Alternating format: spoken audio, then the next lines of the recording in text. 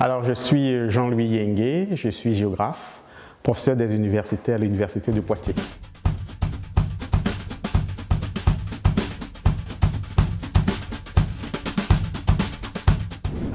Un géographe, c'est un chercheur qui s'intéresse aux relations entre les sociétés et le territoire dans lequel il se développe. La géographie est une science carrefour qui allie en fait plusieurs branches scientifiques, aussi bien on va dire les sciences naturelles, les sciences en lien avec le territoire, en lien avec le sol, le sous-sol, le climat, etc.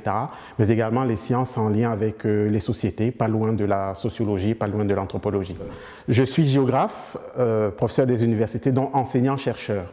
Donc j'ai une casquette d'enseignement, donc je professe auprès des étudiants de première, deuxième, troisième, quatrième, cinquième année sur des questions de géographie au sens large, mais également je fais de la recherche. Je m'occupe précisément, je dirige un laboratoire de recherche qui s'appelle Ruralité et d'une fédération de recherche qui s'appelle Territoire, les deux portés par l'Université de Poitiers. Et par mes recherches, j'essaye de rendre la vie des hommes meilleure, aussi bien dans les espaces urbains que dans les espaces ruraux.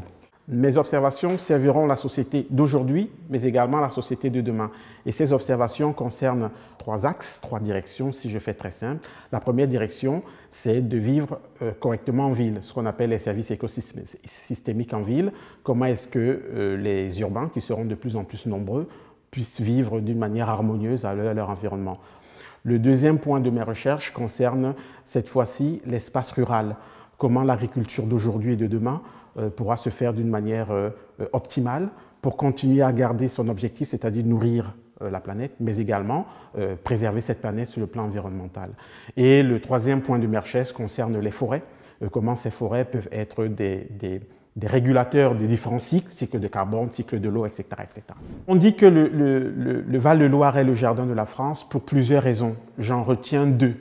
La première raison revient à la topographie de la région Centre-Val de Loire.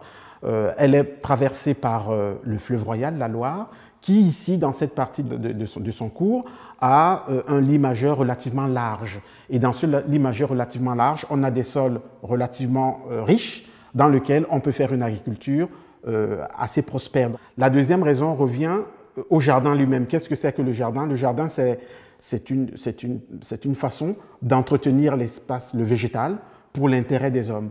Et dans l'entretien de ce végétal, il y a deux choses qui ressortent. Il y a tout ce qui est ornemental et il y a tout ce qui est alimentaire. Mais alimentaire, je vois ici tout ce qui est maraîchage.